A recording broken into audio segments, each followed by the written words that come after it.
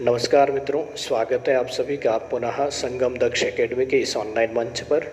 मित्रों, आखिरी कक्षा के अंतर्गत हमने जाना था कि किस तरह से जो है आपकी जो यण और अयादि संधि को हल किया जाता है, और न केवल यण और अयादि संधि का समापन हुआ बल्कि हमारी स्वर संधि जो है अंतिम कक्षा के अंतर्गत जो है समाप्त हो चुकी है। हमने स्वर संधि के पांचों भेद पढ़ लिए हैं और उसी कक्षा के अंतर्गत मैंने आप लोगों को बताया था कि अब जितने भी स्वर संधि के अपवाद होंगे वो मैं लेकर आऊँगा, और उसके अलावा स्वर संधि के पांचों भेदों की जो शॉर्ट ट्रिक होगी जहाँ से हम जो है कम समय में इनको जो है पहचान पाएंगे, तो उसको लेकर आज मैं वीडियो आ चुका हूँ। ठीक है ना।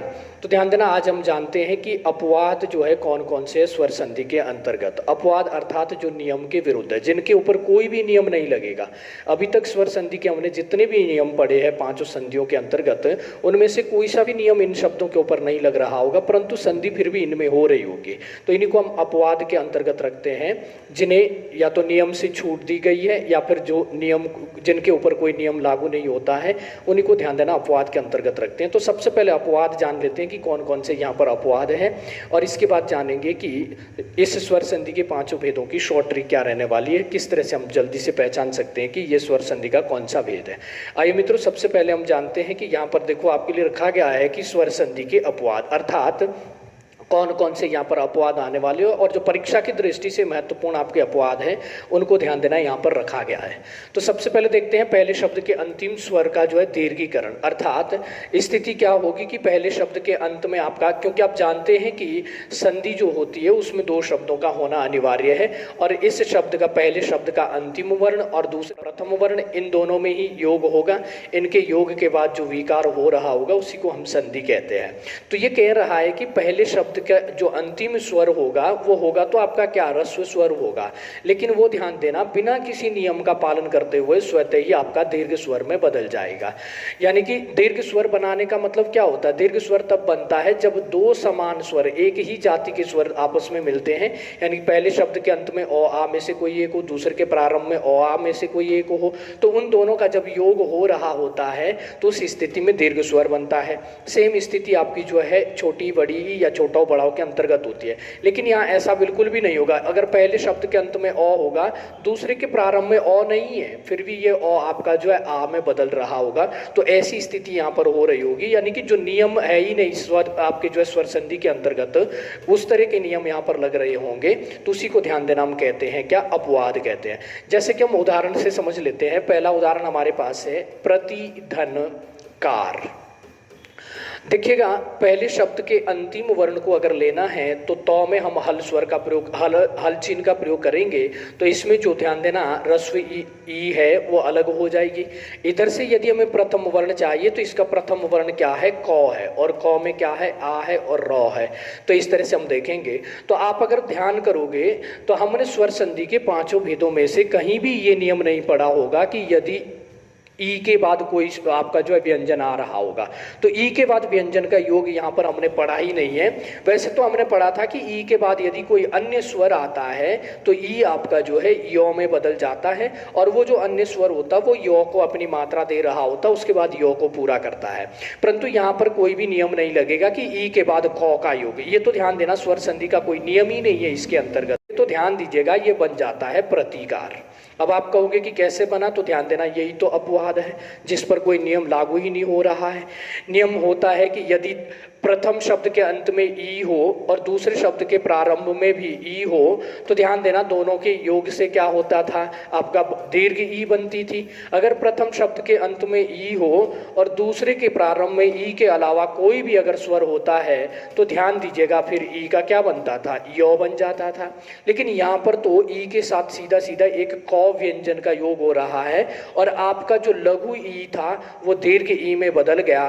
तो ध्यान दीजिएगा, प्रतिधनकार को जब हम जोड़ रहे होंगे तो ये हमें प्रतिकार, यानी कि जो छोटी ई थी वो बड़ी ई में बदल गई, जबकि ऐसा कोई यहाँ पर नियम था नहीं कि छोटी ई आपकी जो है बड़ी ई में बदल जाए। तो पहला अपवाद तो ये रहा। दूसरे अपवाद की अगर हम बात करते हैं तो दूसरा भी वही है।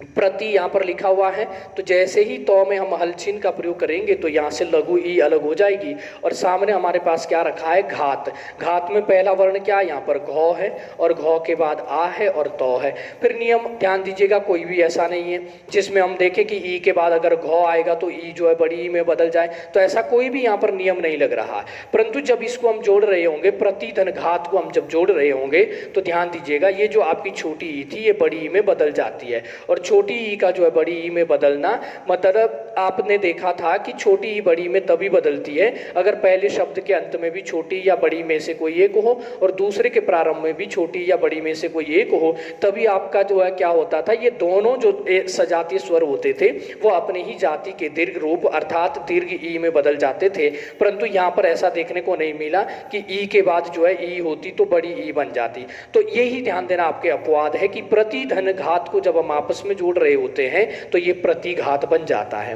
दूसरी बात यहाँ पर आप लोग ध्यान देंगे कि ये जो हमने यहाँ पर रूप इनके लिखे हैं, ये ध्यान देना मूल भाषा अर्थात संस्कृत भाषा के है। संस्कृत भाषा में जब भी हम इनका प्रयोग करते हैं तो प्रतिकार या फिर प्रतिघात में बड़ी ई का ही प्रयोग किया जाता है। परंतु यदि हम हिंदी की बात करते हैं तो हिंदी में ध्यान देना, ये दोनों ही रूप इसके जो है प्रचलित है। ये प्रतिघात भी लिखा जाएगा और ये प्रतिकार भी लिखा जाएगा। अर्थात अगर हम बात करें हिंदी व्याकरण के अंतर्गत हिंदी में, तो हिंदी में इसके दोनों ही रूप प्रचलित है, यानी कि लघु ई भी लगेगी और दीर्घ ई भी लगेगी, दोनों ही रूप प्रचलित है। परंतु जब मूल भाषा या फिर संस्कृत भाषा की हम बात करते हैं, क्योंकि संधि हम जो पढ़ते हैं, ध्यान देना संधि अभी तक हिंदी की कोई भी संधि विकसित नहीं हो पाई है। संधि जो हम पढ़ रहे हैं, ध्यान देना, वो चाहे स्वर संधि हो, व्यंजन संधि हो, विसर्ग संधि हो, ये अभी तक हम जो है संस्कृत भाषा की ही या फिर संस्कृत व्याकरण की ही संधि हम पढ़ रहे हैं। हिंदी में अभी तक जो है कोई भी नियम जो है संधि के विकसित नहीं हो पाए हैं, तो हम जो है संस्कृत की ही हिंदी पढ़ रहे हैं। तो इसमें ध्यान देना कि संस्कृत भाषा की अगर बात करेंगे तो उसमें प्रतिघात ऐसा लिखा जाएगा, ये वाला प्रतिघात उसमें मान्य नहीं है। और संस्कृत भाषा में अगर बात करेंगे तो प्रतिकार भी यही जो है मान्य होगा, ये वाला प्रतिकार मान्य नहीं है। परंतु अगर हम हिंदी भाषा में बात करेंगे तो हिंदी में दोनों ही रूप इसके प्रचलित है, ध्यान देना।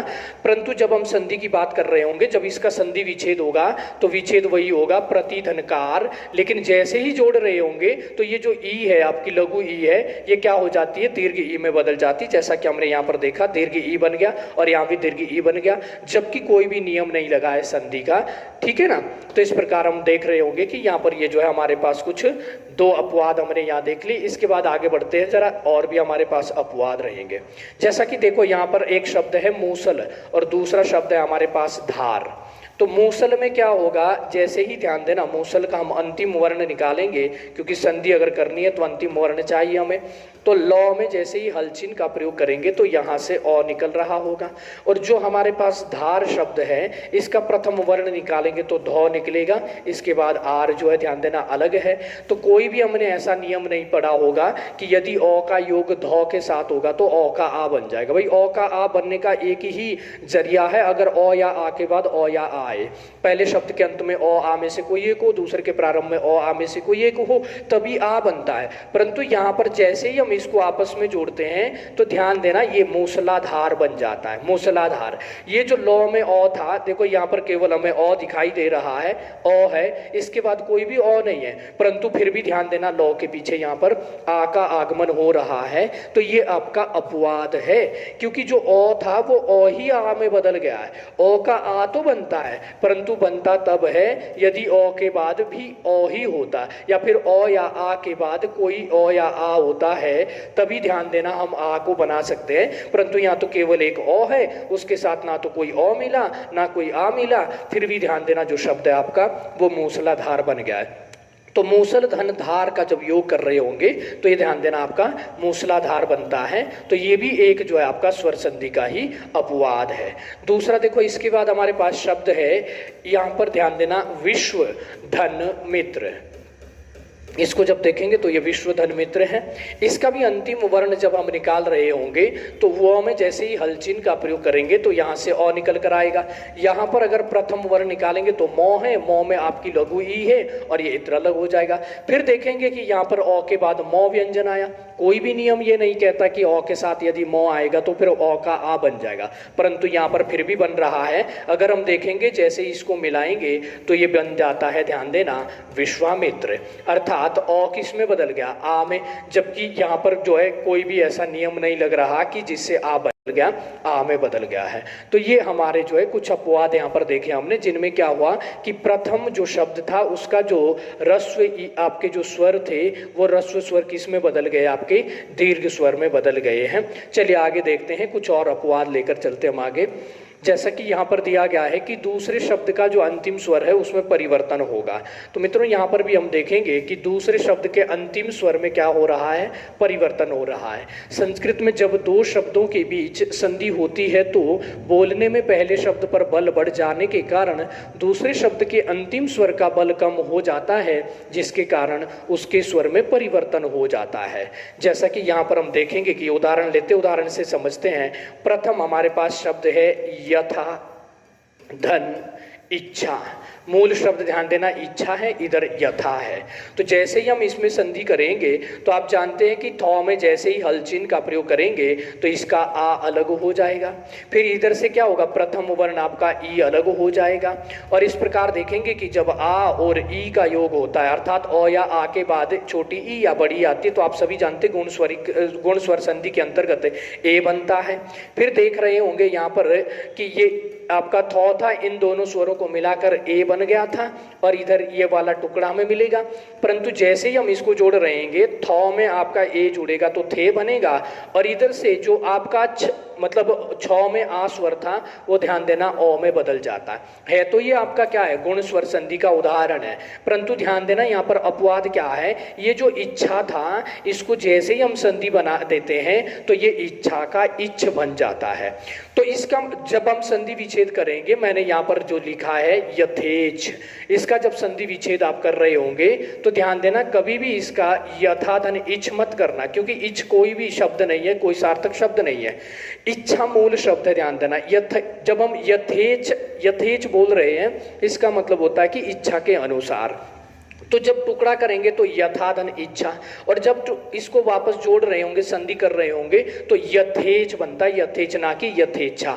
तो ध्यान दीजिएगा, जैसे यहाँ पर जो है दूसरे जो शब्द था हमारा, इसका अंतिम जो स्वर है आपका वो आ है, लेकिन जैसे हमने संधि की तो जो आ था वो आपका अ में बदल गया है। तो ये अपवाद स्वरूप। बीच में तो ध्यान देना यहाँ पर नियम लगा है गुण स्वर संधि का, आ के बाद ई आएगा तो ए बनेगा, और बिल्कुल यहाँ पर ए बना है, इसके ऊपर ए लगा है। परंतु ये जो अंत में जो विकार उत्पन्न हो रहा है, यानी कि दीर्घ आ का जो है लघु अ में परिवर्तन हो रहा है, यही यहाँ पर अपवाद है।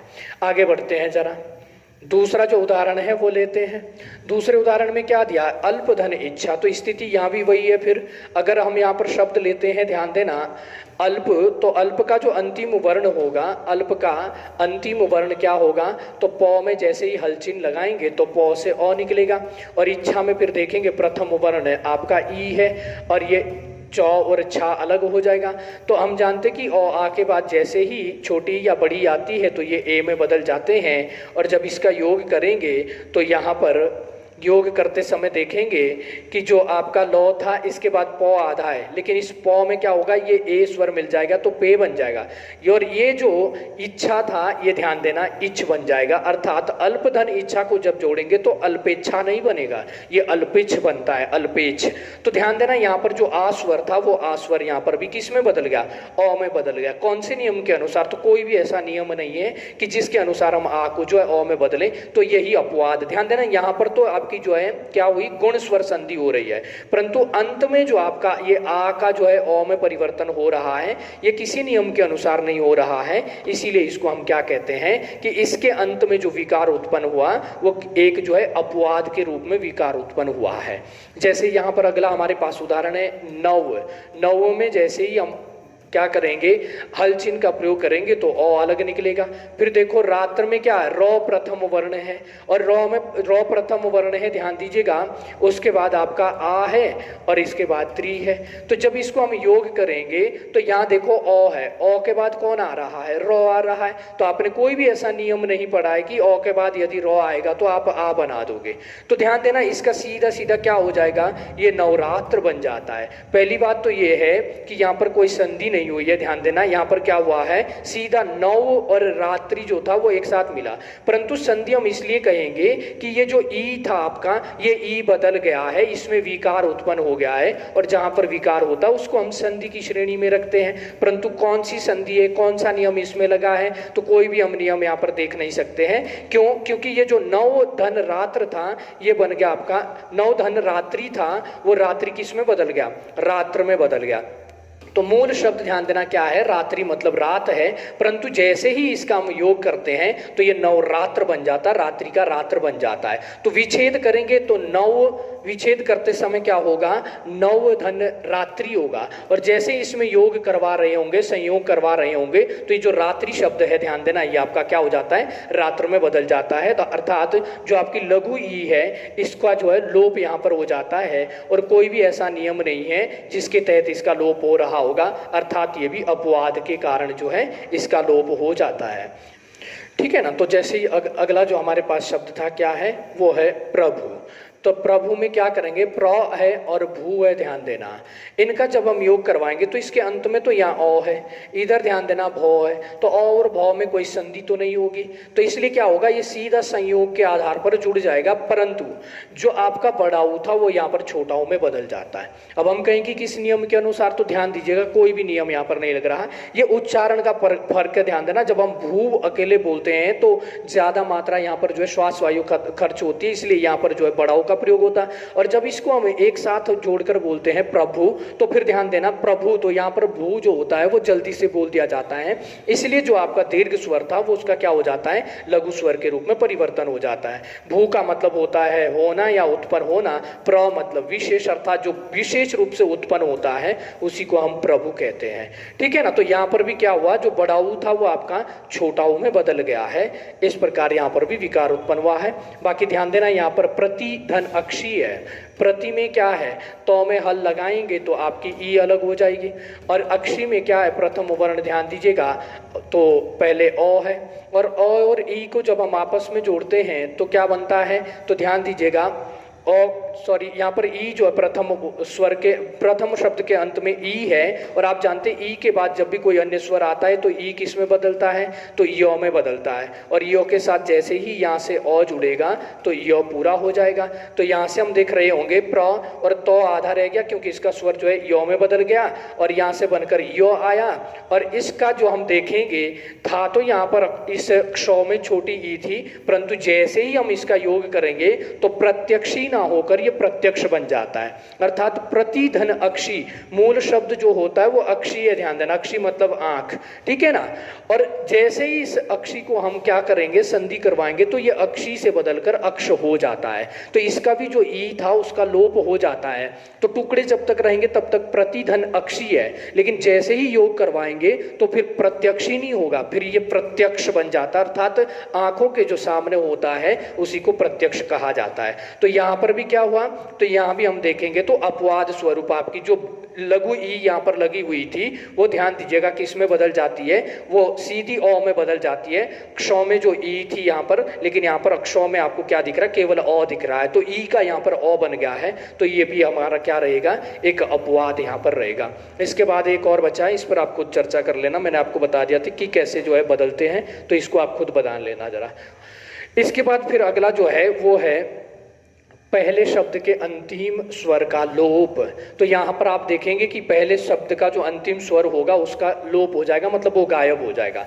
जैसे यहाँ पर अगर मैं लिखूँ, ये एक है हमारे पास अप और एक शब्द है अंग, तो पहले शब्द का जो अंतिम वर्ण है तो आप देख रहे होंगे इसमें अ है, और इधर से अगर हम देखेंगे तो यहाँ पर प्रथम जो वर्ण है वो अ है, उसके बाद अनुस्वार है, फिर गौ है। तो नियम के अनुसार तो क्या होना चाहिए था, अ और अ मिलकर दोनों आ बनने चाहिए थे। और अगर ये आ बनेंगे तो प में जैसे ही आ लगेगा तो पा बनेगा, और फिर अनुस्वार लगेगा तो अपांग बन जाएगा। लेकिन ध्यान देना, अपांग जो है सार्थक नहीं है, इसलिए हम क्या करते हैं, इसका जो स्वर है अ, इसको गायब कर दिया जाता, प्रथम स्वर का लोप हो जाता है। अब हमारे पास क्या बचा है, केवल अप बचा है हल चिन्ह वाला। इसके बाद हमारे पास क्या है, अंग शब्द है, ध्यान देना। तो जैसे ही प में अ मिल रहा होगा तो ये प आपका जो है क्या होगा, अ मिलेगा तो ये पूरा हो जाएगा और अनुस्वार ऊपर लग जाएगा। इस प्रकार यहाँ पर शब्द बन रहा होगा अपंग शब्द। आई बात समझ में? तो यानी कि इसका जो अ था, इस अ को ही लोप कर दिया, क्योंकि अगर इसको रहने देंगे तो ये अ और अ मिलकर आ बनाएगा, फिर तो प के पीछे आ बनना चाहिए, फिर अपांग बनना चाहिए। लेकिन ध्यान देना, यहाँ पर क्या होगा, जो प्रथम आपका अ था इसको लुप्त कर दिया जाता है, इसका लोप हो जाता है, जैसा कि लिखा भी कि पहले शब्द के अंतिम स्वर का यहाँ पर लोप हो जाता है, तो फिर व्यंजन यहाँ पर स्वर रहित रहेगा। तो जब आपका अप में जो प था वो हल के साथ रहेगा, इसका स्वर गायब हो जाएगा, तो बाद वाला जो आपका स्वर आ रहा होगा वो इसमें मिल जाएगा और आपका जो शब्द है वो अपंग बन जाएगा। यानी कि जिसके अंग नहीं है उसे हम क्या कहते हैं, अपंग कहते हैं। तो इस प्रकार अपधन अंग जो अपांग बनना चाहिए था नियम के अनुसार, वो ध्यान देना अपवाद स्वरूप यहाँ पर अपंग बन जाता है। दूसरा अगर हम शब्द की बात करते हैं तो यहाँ पर शब्द है पतत, ध्यान देना, इसमें जो है हल चिन्ह लगा होगा अंतिम वाले में, तो पतत है इसके अंतर्गत। और पतत के बाद अगर हम देखेंगे तो यहाँ पर अंजलि लिखा हुआ है, ठीक है ना। तो इसका जो अंतिम होता है, ध्यान देना, ये जो होता है व्याकरण संधि के नियम के अनुसार इसका तो पहले ही जो है नियम जो है लोप हो जाता है। अब हमारे पास बचा हुआ यहाँ पर पत बचा है, ठीक है ना। तो पत के बाद अगर हम देखेंगे तो ये अंजलि है। तो इसमें तो में क्या था, अ था, इस अ और इस अ के मिलने से आ बनना चाहिए था और इस प्रकार ये हो जाना चाहिए था क्या, पतांजलि हो जाना चाहिए था। लेकिन अगर हम पतांजलि बनाते हैं संधि के नियम के अनुसार तो इसका फिर कोई अर्थ नहीं बचता है। तो इसलिए क्या हो जाएगा, इस तो के बाद का जो अ था इसका लोप कर दिया जाता है और बाद में जो अंजलि वाला जो अ है ये इसमें जुड़ेगा। तो आधा है, ध्यान देना, तो में जैसे ही अ जुड़ेगा तो पूरा हो जाएगा, अनुस्वार इसके ऊपर लग जाएगा और इस प्रकार ये बन जाएगा पतंजलि। तो इस तरह हम देखेंगे कि जो अंतिम जो आपका स्वर है इसका यहाँ पर लोप हो जा रहा है बिना किसी, ठीक है ना। तो इसके बाद अगला जो शब्द हमारे पास वो सार है। सार में भी देखेंगे अंतिम वर्ण क्या है, अ है, और इसके बाद क्या है, अंग है। तो अंग को हम इसको अलग लेंगे, अ और अ का जैसे योग होगा तो आ होना चाहिए। तो अगर इसका हम योग करते हैं तो ये बन जाएगा सारांग, जो कि ध्यान देना सार्थक नहीं बनेगा। तो इसके लिए क्या करना पड़ेगा, हम इसका जो अंतिम जो स्वर था, इस शब्द का अंतिम स्वर ये अ, इसका यहाँ पर लोप हो जाता है और ये जो सार में र आधा है इसमें ये वाला अ जुड़ जाएगा और अनुस्वार जुड़ जाएगा। इस प्रकार हम देखेंगे तो हमें शब्द प्राप्त हो जाएगा क्या, सारंग। तो सार का क्या है, र में जो अंतिम स्वर अ था इस अ का लोप हो जाएगा और इधर वाला अ र में जुड़ जाएगा और र पूरा हो जाएगा। तो कहने का मतलब यहाँ पर भी क्या हो रहा है, आपके जो है अंतिम जो शब्द था, अंतिम जो स्वर है उस स्वर का ध्यान देना, बिना किसी नियम के सीधे जो है स्वतः ही लोप हो जाता है। इसके अलावा हमारे पास एक बचता मार्त धन अंड, और इसका आप लोग खुद संधि करोगे और बताएंगे कमेंट करके कि क्या इसका बन रहा है। इसके बाद और महत्वपूर्ण जो आता है, ध्यान देना, वो है इसके आरंभिक स्वर में परिवर्तन होना, अर्थात जो प्रथम स्वर होगा उसमें परिवर्तन होगा। तो ध्यान देना, यहाँ पर देखेंगे हम कि कुछ हमारे पास जो प्रत्यय होते हैं, अ प्रत्यय है, ई प्रत्यय, इक है, ए अयन और य, इनके प्रभाव के कारण क्या होता है कि हमारा जो ध्यान देंगे यहाँ पर अ और आ है ये तो परिवर्तित होते हैं आ के ही रूप में। और दूसरी अगर बात करेंगे हम, लघु ई या फिर दीर्घ ई या फिर ए, ये परिवर्तित हो जाते हैं आई के रूप में। और लघु ऊ, दीर्घ ऊ और जो ओ होते हैं ये परिवर्तित हो जाते हैं आउ के रूप में। और जो री है ये परिवर्तित हो जाता है आर के रूप में। इस बात का ध्यान देना, जब भी किसी शब्द, मान के चलो यहाँ पर कोई शब्द है, इस शब्द के अंत में इनमें से कोई सा भी आपका जो है टुकड़ा जुड़ रहा होगा या प्रत्यय जुड़ रहा होगा, तो इस शब्द का जो प्रथम स्वर होगा, ध्यान देना, अभी तक तो यहाँ पर जुड़ रहे थे, यहाँ पर विकार हो रहा था अंत में, अब क्या होगा, जो प्रथम स्वर होगा उस प्रथम स्वर में परिवर्तन होगा। क्या परिवर्तन होगा? यदि इसका प्रथम स्वर अ आ होगा तो वो आ में ही बदल रहा होगा, ई ए होगा तो वो आई में बदल रहा होगा, यू उ ओ होगा तो वो आऊ में बदल रहा होगा, और अगर री होगा तो ध्यान देना वो आर में बदल रहा होगा। तो इस तरह से यहाँ पर आप देखेंगे कि इनमें किस तरह से जो है परिवर्तन आने वाले, हम उदाहरण से समझते हैं कि कैसे यहाँ पर परिवर्तन होता है। जैसे पहला शब्द लेते हैं हम गंगाधन एय, तो ध्यान देना यहाँ पर गंगा धन एय। तो आपको बताया गया है कि प्रथम स्वर अगर हम देखेंगे, प्रथम यहाँ पर जो व्यंजन वो गौ है, गौ में क्या है? ओ है, तो इस ओ का क्या हो जाएगा? गा मतलब आ हो जाएगा। तो जो गौ में, गौ व्यंजन में ओ स्वर था, उस ओ स्वर के स्थान पर इसके प्रभाव के कारण आ हो जाएगा, तो गौ का बनेगा गा। और दूसरा ध्यान दीजिएगा, जब भी किसी भी प्रत्यय के प्रारंभ में, जब भी किसी प्रत्यय के प्रारंभ में आपका क्या होता है? स्वर होता है, तो फिर जो आपका यहाँ वाला स्वर है इसको स्वतः ही आपको हटा देना है। थोड़ा सा मैं इसको पूरा बता दूं आप लोगों को कि जब भी आपके प्रत्यय के प्रारंभ में कोई स्वर आएगा तो फिर इसका जो अंतिम स्वर होगा वो आपको हटाना पड़ेगा। कैसे? ये जो यहाँ का स्वर है, ध्यान देना, ये हट जाएगा स्वतः ही। जब भी किसी शब्द के अंत में आप कोई भी प्रत्यय जोड़ रहे होंगे और उस प्रत्यय का जो प्रथम वर्ण होगा वो स्वर होगा, तो जिस शब्द में आप जोड़ रहे हैं उसका जो अंतिम स्वर होगा उसे हटाना पड़ेगा यहाँ से। पहली बात तो ये हमने हटा दिया। इसके बाद हम ए जोड़ रहे हैं। अब दूसरी स्थिति है कि ये जो 5-6 आपके ये प्रत्यय दिए गए हैं, ये जब भी किसी शब्द के अंत में जुड़ेंगे तो ये प्रथम स्वर में बदलाव करेंगे, और प्रथम स्वर यहाँ गौ में ओ है तो ओ का यहाँ पर आ हो जाएगा और ऊपर अनुस्वार लगा है। और ये जो बाद वाला गौ है इसमें इस ए की मात्रा लग जाएगी, जो प्रत्यय वाला स्वर होगा वो अपनी मात्रा देगा। इस प्रकार जब हम देखेंगे तो गंगा से जो आपका शब्द बनेगा वो ध्यान देना गांगेय बन रहा होगा। इस बात का आपने ध्यान देना है। क्यों बना ये? क्योंकि हमने देखा है कि मूल शब्द यहाँ पर गंगा है और गंगा में हम ए लगा रहे हैं, तो जब भी ऐसा प्रत्यय जुड़ रहा होगा जिसका प्रथम वर्ण जो है स्वर होगा, तो यहाँ का जो स्वर होगा वो हट जाएगा। इसके इस व्यंजन के नीचे हल चिन्ह लगाएंगे। और दूसरी बात, ये जो भी यहाँ पर आपके पास जो प्रत्यय है, ये जब भी किसी शब्द में जुड़ते हैं तो उस शब्द के प्रथम स्वर में बदलाव करते हैं, और प्रथम स्वर गौ में ओ था, उस ओ का यहाँ पर आ बन जाएगा। आइए दूसरा यहां पर उदाहरण लेते हैं, दूसरे उदाहरण के माध्यम से समझते हैं। देखिए जरा, जैसे हमारे पास दूसरा उदाहरण यहां पर रखा हुआ है, दंपति धन य। ध्यान देना, दंपति ऐसे लिखा जाएगा, दंपति धन य।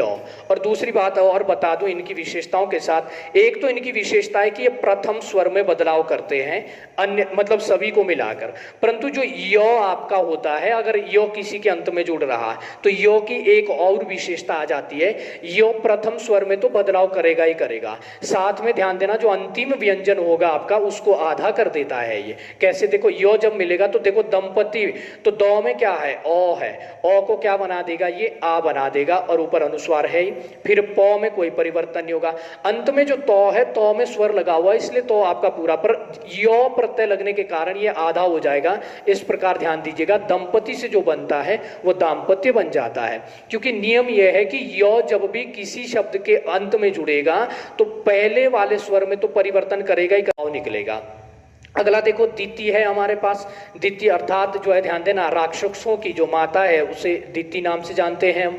अब दिति में जब हम यो को जोड़ रहे होंगे, पहली बात तो है कि प्रथम स्वर बदलेगा। प्रथम स्वर क्या है? ई है, और ई या फिर ए, इनको किस में बदलता? आई में। तो दो में जो ई लगी थी वो आई में बदल जाएगा। फिर यो की विशेषता है कि अंतिम व्यंजन को ये आधा कर देता है, तो तौ को जैसे ही आधा करेगा और इसके साथ ये खुद जुड़ जाएगा, तो दिति से बन जाएगा दैत्य। दिति मतलब राक्षसों की माता, और दैत्य कहते हैं हम राक्षसों को, यानी कि दिति की जो संतान है उन्हीं को दैत्य कहा जाता है। इसके बाद आगे बढ़ते हैं, अगला उदाहरण लेते हैं। और ध्यान देना, अगला उदाहरण है हमारे पास ईश्वर। ठीक है ना, अगला है ईश्वर धन यो। और इसमें क्या है? यो को जब हम जोड़ रहे हैं तो पहली बात तो कि प्रथम स्वर को बदलेगा, तो प्रथम स्वर अभी स्वतंत्र रूप में है अभी आपका, तो बड़ी ई है, तो बड़ी ई किस में बदलेगी? आई में बदल जाएगी, क्योंकि छोटी, बड़ी और ए आपका आई में बदलता है अगर यो अंत में जुड़ेगा। फिर बीच वालों के साथ कोई भी परिवर्तन नहीं होगा। अब देखना है, अगर यो जुड़ रहा है तो ये रो को आधा कर देगा, क्योंकि ध्यान देना यो की एक ये विशेषता कि किसी के साथ भी जुड़ेगा तो जिस व्यंजन के साथ जुड़ रहा होगा उसे आधा करता है। और रॉ जैसे ही आधा होगा तो रॉ जब भी आधा लिखा जाता है तो वो बाद वाले वर्ण के ऊपर चला जाता है। इस प्रकार जब ईश्वर में हम य प्रत्यय जोड़ेंगे तो फिर ऐश्वर्य बन रहा होगा। आइए आगे बढ़ते हैं, आगे देखते हैं अगले उदाहरण को। इनको अच्छे से समझना, ध्यान देना, यहाँ से जो है प्रश्न अच्छे बनते हैं। सीधा आपको शब्द दे दिया जाएगा दैत्य और पूछा जाएगा कि बताओ दैत्य में मूल शब्द क्या है, या फिर पूछा जाएगा कि दैत्य में जो है कौन से प्रत्यय का प्रयोग किया गया है। तो हमें दैत्य का पहले मूल शब्द मालूम होना चाहिए कि दैत्य का जो मूल शब्द है वो द्वितीय है, इसमें य लगा है तो य के कारण ये जो ई था वो आई में बदल गया, और जो अंतिम स्वर है वो ध्यान देना आपका आधा, सॉरी अंतिम व्यंजन है वो इसके प्रभाव के कारण आधा हो जाएगा। इसके बाद देखते हैं शब्द, यहां पर देखेंगे स्वस्थ। स्वस्थ, जैसे ही स्वस्थ में हम य जोड़ेंगे तो ध्यान देना प्रथम स्वर में बदलाव होगा। अब देखो पहली बात तो यहाँ पर जो सौ है इसमें तो स्वर है ही नहीं, प्रथम स्वर हमें नहीं मिला, तो हमें आगे बढ़ना पड़ेगा, कहीं ना कहीं तो स्वर मिलेगा। तो सौ में स्वर नहीं था तो हम यहाँ देखेंगे वो में स्वर है, कहीं भी हमें जहाँ भी प्रथम स्वर मिलना चाहिए बस उसको हम बदल देंगे। तो सौ में स्वर नहीं था इसलिए वो की ओर जाएंगे, तो वो में क्या है, अ स्वर है, तो अ का क्या हो जाएगा, आ हो जाएगा। तो जो स्व था उसका स्वा हो जाएगा, और सौ पहले से आधा है बीच में, इसमें कोई परिवर्तन नहीं होगा। य लग रहा है तो ध्यान देना थौ को भी आधा कर देगा, इस प्रकार ये बन जाएगा स्वास्थ्य। शब्द शुद्धि में भी ये पूछे जाते हैं इसलिए आपको ध्यान देना है। मूल शब्द क्या है, स्वस्थ है मूल शब्द, स्वस्थ। य प्रत्यय लगने के कारण प्रथम जो स्वर होगा वो बदलेगा, और प्रथम स्वर सौ में तो था नहीं तो यहाँ पर तो नहीं बदल सकते, ये तो बिना स्वर का है। दूसरा जो यहाँ पर हमें वो देखने को मिला उसमें वो में जो है अ स्वर, क्योंकि वो पूरा लिखा हुआ है इसका मतलब इसमें अ स्वर है, तो अ स्वर किस में बदल दिया, आ में बदल दिया। बीच वालों में कोई परिवर्तन नहीं होगा, अंतिम जो आपका व्यंजन होगा उसको य आधा कर देता है, इस प्रकार यह शब्द बन जाएगा यहाँ पर क्या, स्वास्थ्य। तो इसमें भी पूछा जाए कि स्वास्थ्य में कौन सा प्रत्यय, तो हम कहेंगे य प्रत्यय है, और मूल शब्द जो है इसमें वो स्वस्थ है। अब यहाँ पर शब्द आता हमारे पास, फिर ध्यान देना अगला शब्द आता है देव। मूल शब्द देव है और इसके बाद इक प्रत्यय लगा, और इक भी ध्यान दो इनमें से ही एक है। तो इक प्रत्यय क्या करता है, तो इक प्रत्यय जो है प्रथम स्वर को बदलता है, ये अंत में कोई परिवर्तन नहीं करेगा, केवल प्रथम को बदलेगा। और प्रथम में क्या करता है, तो लघु ई और जो दीर्घ ई और जो ए है इनको आई में बदल देता है। ध्यान देना, तो दो के ऊपर ए लगी है, इसको क्या कर देगा, आई में बदलेगा।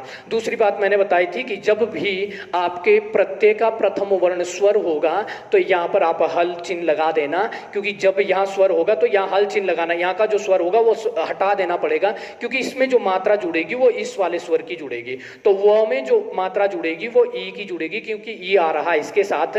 तो इस प्रकार से ये बन जाएगा आपका क्या, दैविक। तो देव धन इक को जब जोड़ेंगे तो दैविक बनेगा, और यहीं से प्रश्न बनेगा कि दैविक में कौन सा प्रत्यय है, या फिर दैविक में जो है कौन सा मूल शब्द है। आइए जरा इस पर आगे फिर बात करते हैं।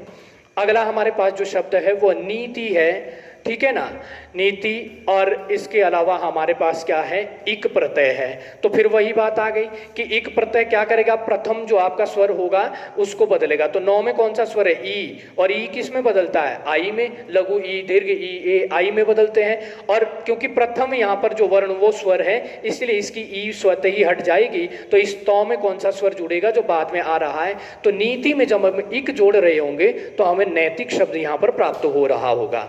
आइए अगले उदाहरण की ओर बढ़ते हैं। अगला उदाहरण लेते हैं। जैसे देखो यहाँ पर शब्द है आपके पास वेद है, तो सिंपल सी बात है कि भाई वेद में जब हम इक जोड़ रहे होंगे तो वेद में जैसे ही इक जुड़ेगा तो इक के प्रभाव के कारण ए जो है आपका क्या हो जाएगा, आई में बदल जाएगा, और इसका दो में जो अ था वो हट जाएगा, क्योंकि यहाँ स्वर है प्रथम वर्ण। तो इस प्रकार इस दो में ई की मात्रा लग जाएगी और ये क्या बन जाएगा आपके, तो ध्यान देना ये वैदिक बन जाएगा। तो वेद धन इक, तो मूल शब्द यहाँ पर जो है वेद है, इक प्रत्यय के कारण ये क्या हो गया, वैदिक बन गया है। ठीक है ना। अब इसके बाद देखते हैं हम जरा, मनु में हमें जोड़ना है अ प्रत्यय, और अ की भी अपनी एक और विशेषता है। जैसे यो की थी, यो की क्या विशेषता थी, यो प्रथम स्वर तो बदलता ही बदलता था, लेकिन जो अंतिम व्यंजन होता था उसे आधा कर देता था। अ की एक खासियत है कि ये भी प्रथम स्वर में तो बदलाव करेगा ही करेगा, क्योंकि प्रथम स्वर में ये सभी बदलाव करेंगे जब भी किसी शब्द के अंत में जुड़ेंगे। लेकिन इसकी एक खासियत ये है कि यदि जिस शब्द के साथ ये जुड़ रहा है उस शब्द के अंत में छोटाऊ या बड़ाऊ में से कोई भी एक, वो चाहे मूल रूप में हो या मात्रा के रूप में हो, तो ये ध्यान दीजिएगा, इसका क्या बना देता है, अव बना देता है, इसका अव बना देगा। ये कैसे, अभी देखते हैं जरा कैसे ये इसको जो है अव में परिवर्तित करता है। देखो जैसे हमने यहाँ पर देखा तो मौ में अ है, तो अ का तो ये आ करेगा, क्योंकि प्रथम स्वर में तो बदलाव करना ही करना, अ का आ करेगा ही करेगा। अब यहाँ पर जो नौ है, इस नौ में चिन्ह लग जाएगा हल का। इस ऊ को और ये अ, ऊ और अ दोनों मिलकर ध्यान देना यहाँ पर अव बना देते हैं। ये दोनों मिलकर क्या बनाएंगे, चाहे आपका लघु ऊ हो या फिर दीर्घ ऊ हो, ये दोनों ध्यान देना नियम के अनुसार, प्रत्येक के नियम के अनुसार ये अव बना देते हैं। और इसको जब हम जोड़ रहे होंगे तो 9 आधा, इसमें अ जब जुड़ेगा तो 9 पूरा हो जाएगा। इस प्रकार यहाँ से जो वो आ जाएगा तो मनु से बन जाएगा मानव। ध्यान देना, मतलब मनु की जो संतान है उन्हीं को तो मानव कहा जाता है। इसके बाद अगर हम आगे बात करते हैं, अगला शब्द लेते हैं, और अगला शब्द हमारे पास क्या है, रघु है। ध्यान देना, रघु। तो रघु में भी क्या है, ऊ है, और इसके बाद क्या प्रत्यय जुड़ रहा है, ओ। तो पहली बात तो क्या करेगा, प्रथम स्वर में बदलाव, रौ का क्या करेगा, रा करेगा। फिर ध्यान देना या हल चिन्ह लगेगा, ये ऊ और ओ जो दोनों मिलकर ये क्या बन जाएंगे, अव बन जाएंगे। और हम देख रहे होंगे घौ में जैसे ही वापस ओ जुड़ेगा ये तो घौ को पूरा करेगा, तो रघु से बनेगा ध्यान देना राघव। रघु में जैसे ही अ प्रत्यय जुड़ेगा तो यहाँ पर राघव बनेगा। और ये छोटे छोटे शब्द है ध्यान देना, लेकिन इनको जो है प्रत्यय वगैरह में पूछे जाते हैं, सीधा देगा कि राघव में कौन सा प्रत्यय है, तो हमें राघव का मूल शब्द ढूंढना पड़ेगा कि राघव जो है रघु मूल शब्द है, इसमें अ प्रत्यय लगा है, अ प्रत्यय के प्रभाव के कारण ये क्या बन गया है। तो ध्यान दीजिएगा, ये जैसे एक उदाहरण हम यहाँ पर ये भी लेते हैं कि दनु शब्द होता है, और दनु में जैसे ये अ लगाते हैं तो अ प्रथम स्वर में बदलाव करेगा, दो का दा बनाएगा, और नौ में जो ऊ था और ये जो अ है ये दोनों मिलकर अव बना देंगे। इस प्रकार देखेंगे कि 9 में जैसे ही अ वापस मिलेगा तो 9 पूरा हो जाएगा और ये हो जाएगा दानु।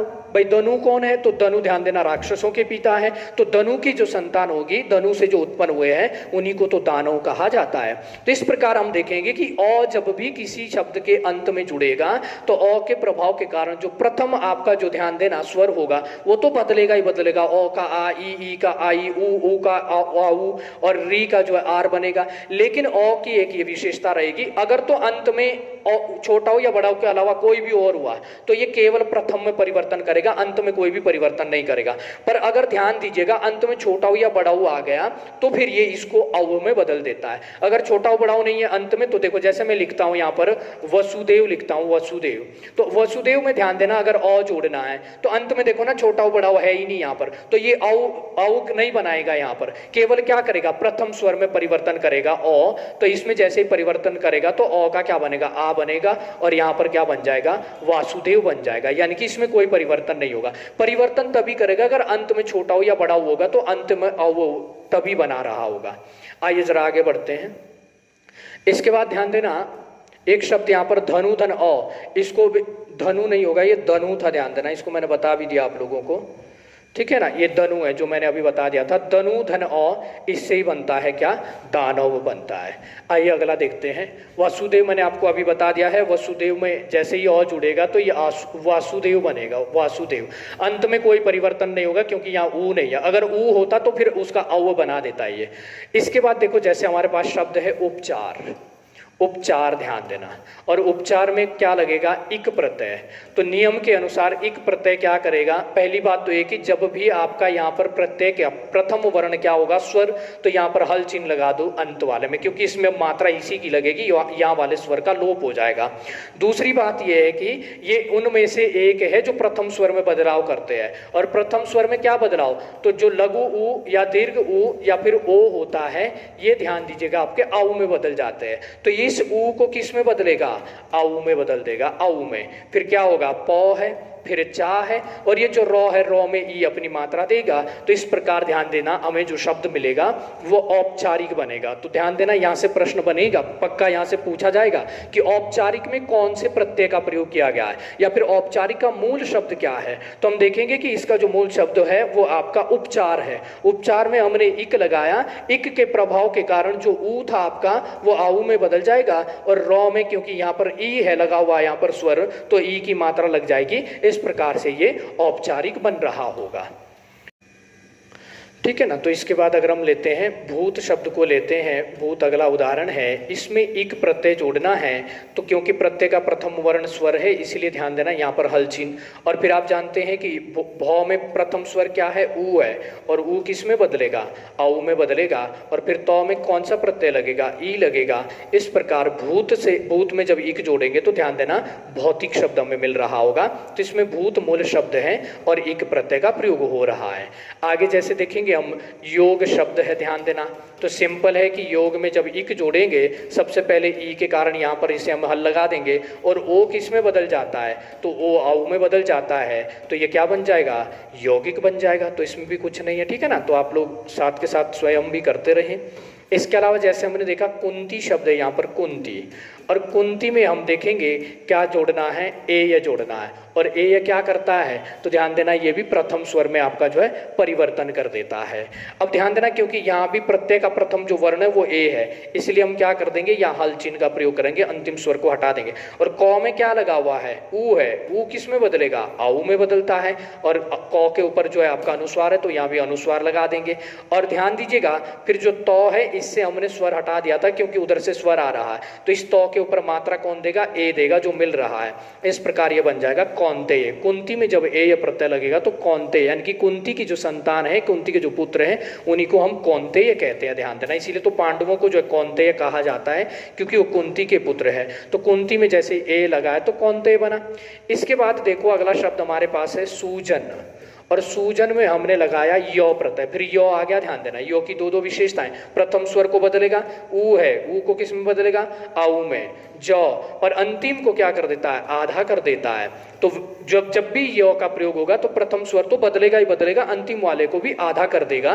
तो इस तरह हम देखा कि सूजन में, सु मतलब अच्छा आदमी, जन का मतलब होता है आदमी, तो मूल शब्द यहाँ पर जन है, उसमें सु ध्यान देना उपसर्ग लगा हुआ है तो बना है आपका सोजन, सूजन शब्द बना। और सूजन में जैसे यो लगाया, यो के प्रभाव के कारण प्रथम स्वर आपका बदल गया, और साथ ही साथ यो की एक खासियत है कि अंतिम व्यंजन को आधा कर देता है। तो इस प्रकार ये सूजन से बन गया है सौजन्य। तो सौजन्य में जब पूछा जाए कि कौन सा प्रत्यय है तो यो है, और मूल शब्द क्या है, तो मूल वैसे है तो जन है, जन के साथ ध्यान देना आपका जो है उपसर्ग, सु उपसर्ग लगा हुआ है। और ये शब्द ऐसे भी पूछे जाते हैं, कभी आपसे पूछा जाएगा कि बताइए, 4 ऑप्शन दिए जाएंगे कि निम्न में से कौन सा वो शब्द है जिसमें प्रत्यय और उपसर्ग दोनों का ही प्रयोग किया गया है। तो यहाँ पर अगर हम देखेंगे तो यहाँ पर मूल शब्द जन है, इसमें यो प्रत्यय और ध्यान दीजिएगा आपका सु उपसर्ग है। तो ये एक ऐसा शब्द है सौजन्य जिसमें उपसर्ग का भी प्रयोग हुआ है और ध्यान देना प्रत्यय का भी प्रयोग हुआ है। इस तरह के शब्द आप लोगों से पूछे जाते हैं।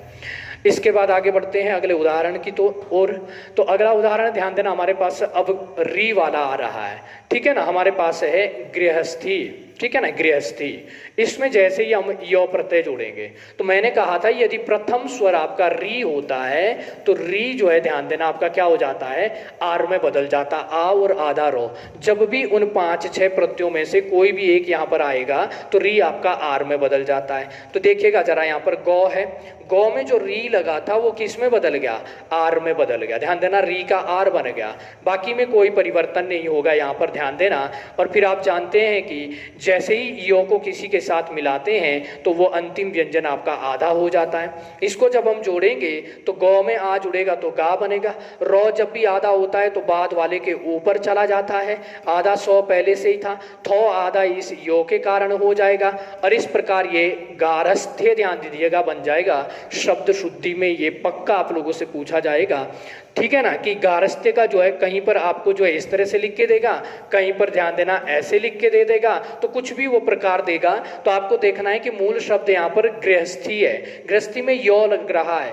यो लगते ही प्रथम स्वर तो बदलेगा ही, री है, री आर में बदलेगा, और आ जब गौ में जुड़ेगा तो गा बनेगा। रो आधा है तो रेफ वर्ण है, ध्यान देना, तो बाद वाले के ऊपर चला जाता है, 100 पहले से याद था। और यो जब भी जुड़ेगा तो अंतिम जो व्यंजन होगा उसको भी आधा कर देगा, तो थौ को भी आधा कर दिया। तो ध्यान देना गृहस्थी धन यो जब भी होगा तो गारस्थ्य बनेगा, इसको आप जरूर याद रखना। इस तरह के शब्द जो है वो शब्द शुद्धि में भी पूछे जाते हैं, और साथ ही साथ पूछा जाएगा कि गारस्थ्य में जो है कौन से प्रत्यय का प्रयोग किया गया है। इसके पश्चात हम देखेंगे अगला जो है पृथक है। पृथक यहाँ पर ध्यान देना, हमारे पास शब्द है, इसमें य प्रत्यय जोड़ना है, तो स्थिति वही है यहाँ भी। तो यहाँ पर क्या है, री है, और री किस में बदल जाता है, आर में बदल जाता है। फिर ये लेंगे हम, इसके बाद य है, और य जिस भी व्यंजन के साथ जुड़ रहा होगा उसे भी आधा कर देता है। अब जब प में आ जुड़ेगा तो आ बनेगा, यहाँ पर पा बनेगा, और र आधा है इसलिए बाद वाले के ऊपर जाएगा तो थौ के ऊपर जाएगा, और क के बाद क्योंकि य जुड़ रहा है इसलिए क आधा रहेगा, और ये ध्यान दीजिएगा क्या बन जाएगा, पार्थक्य बन जाएगा। तो पृथक में जब हम य जोड़ रहे होंगे तो ये ध्यान देना पार्थक्य बन रहा होगा। तो इसमें भी आपको ध्यान देना है कि कौन सा यहाँ पर जो है प्रत्यय जुड़ा है, ठीक है ना। तो ध्यान देना। इसके पश्चात हम देखेंगे कि हमारे पास अगला जो उदाहरण है वो है रिद। ह में ध्यान देना, यहाँ पर री की मात्रा का प्रयोग हुआ है। इसके बाद आपके क्या है, इक प्रत्यय है। तो इक प्रत्यय लगते ही अंतिम में क्या करेंगे, क्योंकि प्रथम वर्ण या ई है, स्वर है, तो यहाँ ये लग जाएगा। इसके बाद हम देखेंगे कि ये उन्हीं 5-6 प्रत्ययों में से एक है जो प्रथम स्वर में बदलाव करते हैं, और प्रथम में जब बदलाव करेंगे तो ह का जो री है, ये री को क्या बना देंगे, आर बना देते हैं। री किस में बदलता है, आर में, तो ह के नीचे हल चिन्ह लगेगा, आधा हो गया है। और उसके बाद क्या है, दो है, और फिर ध्यान देना इक प्रत्यय है। अब ह में जैसे ही आ जुड़ेगा तो क्या बनेगा, हा बनेगा। रो आधा है इसलिए बाद वाले के ऊपर चला जाएगा। फिर आप जानते ई, छोटी ई लग रही है दो में, ध्यान देना, तो ये इधर से इसका प्रयोग होगा, फिर ये कौ बनेगा। तो रिद में जैसे हम एक प्रत्यय जोड़ते हैं तो ध्यान देना हमें हार्दिक शब्द जो है प्राप्त होता है, क्योंकि जो री था वो आर में बदल गया, आर का आ ह में जुड़ेगा तो आ हा बन जाएगा, और रो क्योंकि आधा इसलिए दो के ऊपर चला जाएगा, और दो में छोटी ई जुड़ेगी तो इसकी मात्रा इधर से लगेगी। इस प्रकार ये शब्द हमें प्राप्त होगा क्या, हार्दिक शब्द।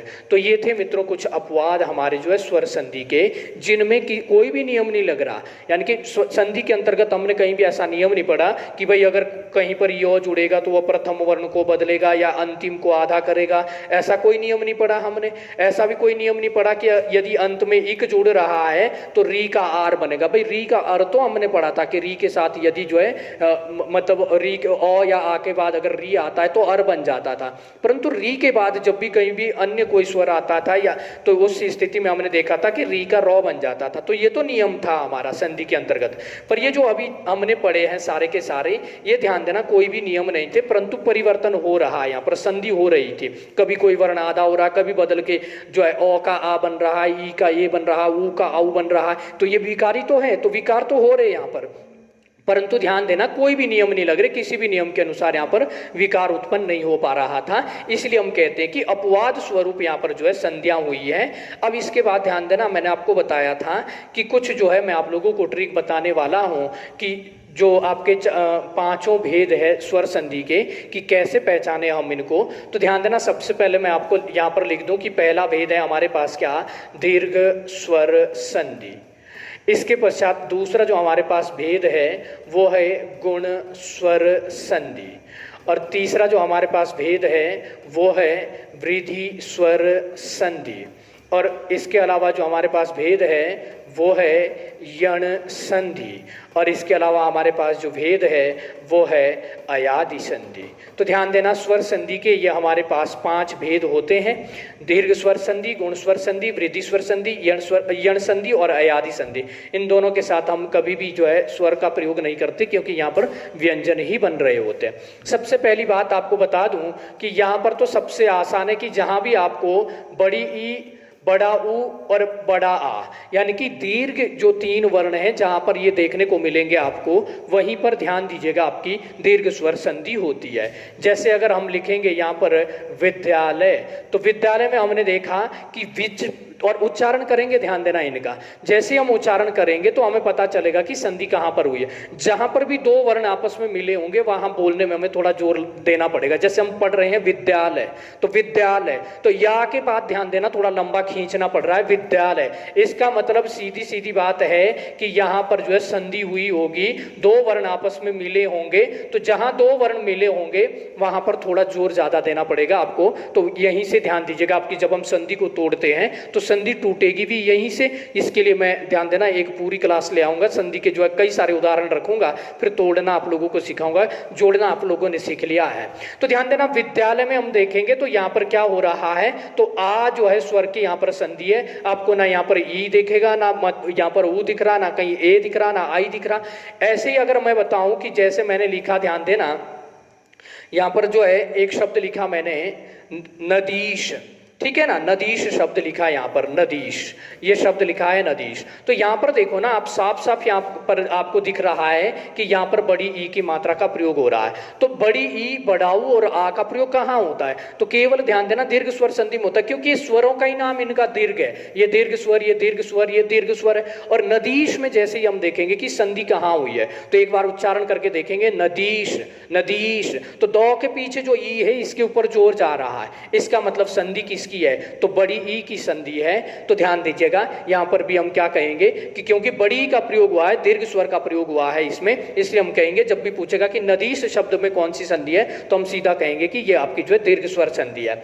जैसे हम उदाहरण लेते हैं, हमने लिया वधूर्जा, तो वधूर्जा एक हमने यहाँ पर उदाहरण लिया, ध्यान देना, और पहचानना है कि इसमें कौन सी संधि है। तो सिंपल सी बात है कि यहाँ पर बड़ाऊ का प्रयोग हो रहा। अब आप कहोगे कि लास्ट में आ भी तो है, तो अंत में ध्यान देना कभी भी संधि नहीं होती, संधि तो मध्य में होगी ना भाई, पहले शब्द का अंतिम वर्ण दूसरे का प्रथम वर्ण जब जोड़ेंगे तो बीच में ही तो संधि होगी, बीच में परिवर्तन होगा। और दूसरी बात आप एक बार इनका उच्चारण करके देखो, जहां पर बोलने में कठिनाई होगी या फिर थोड़ा जोर देना पड़ेगा, रुकावट पैदा होगी, वहीं पर संधि है। तो इसका जब उच्चारण करेंगे, क्योंकि बड़ाऊ लगा है, तो इसको हम पढ़ेंगे क्या, वधूर्जा, वधूर्जा।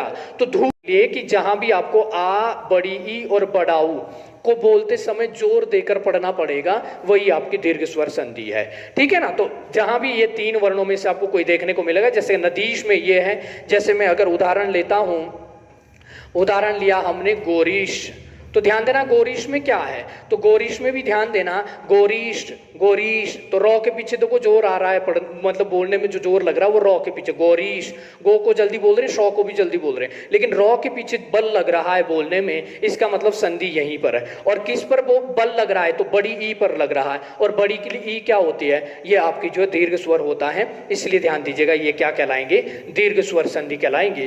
तो दीर्घ आ, दीर्घ ई और जो दीर्घ ऊ पर आधारित जो संधि होगी उसी को ध्यान देना हम दीर्घ स्वर संधि कहेंगे। दूसरी बात अगर हम करते हैं गुण स्वर संधि की, गुण स्वर संधि में आप ध्यान देना एक तो ए है, एक ओ है, इसके अलावा अगर हम बात करते हैं अर है।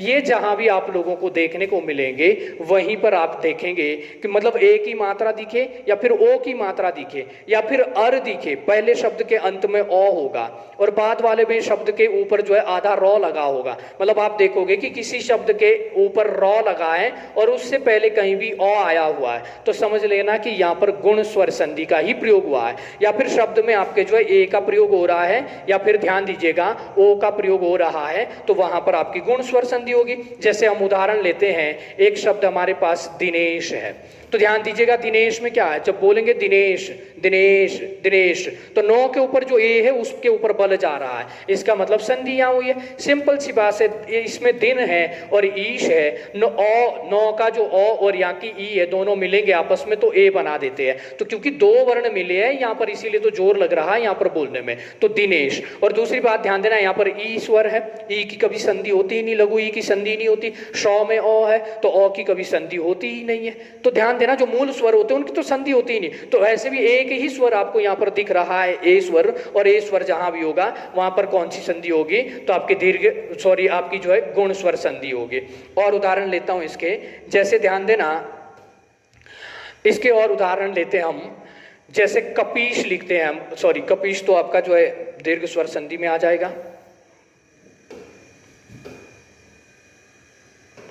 जैसे लिखते हैं यहां पर नरेश, तो ध्यान देना नरेश में भी क्या है, तो नर देखेंगे यहां पर, तो यहां नर था, नर है, और नर के बाद ध्यान दीजिएगा ईश शब्द है।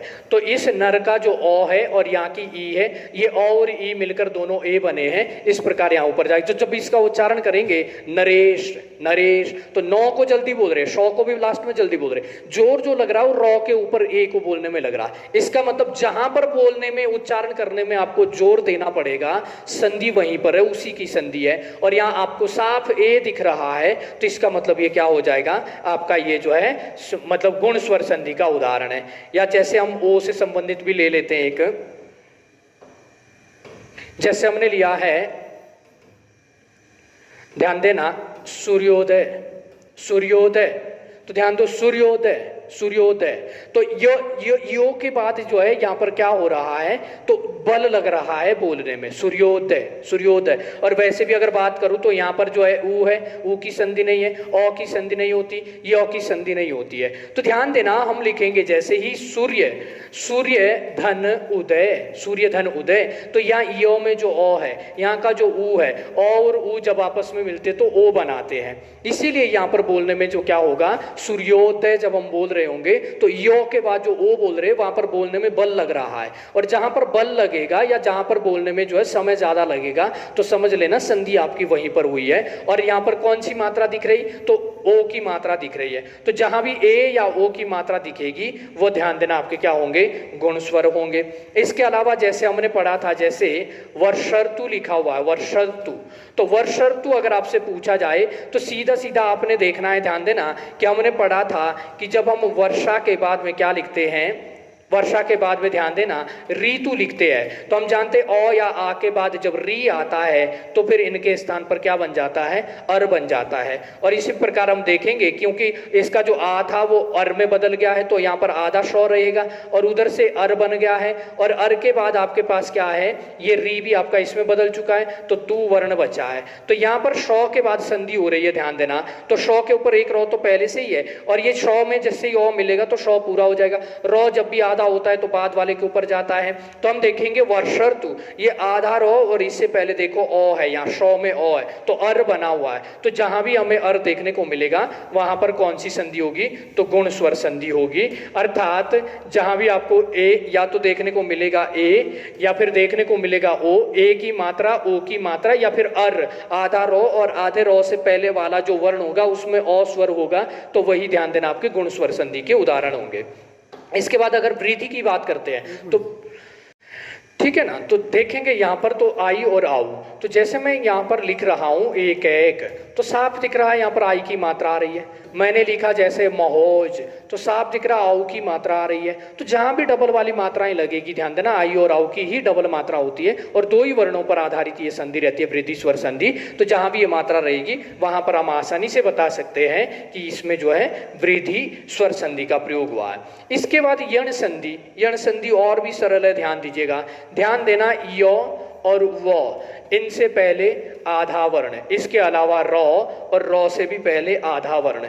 जब भी आपको ये तीन स्थितियां देखने को मिलेगी कि संधि के अंतर्गत, शब्द के अंतर्गत क्या दिखेगा कि यो से पहले आधा, वो से पहले आधा और रॉ से पहले आधा।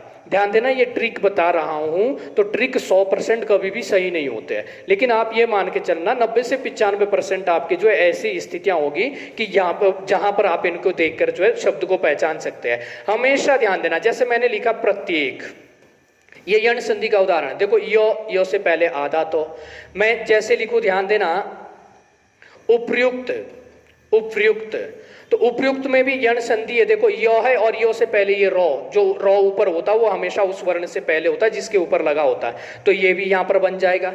जैसे मैं लिखूं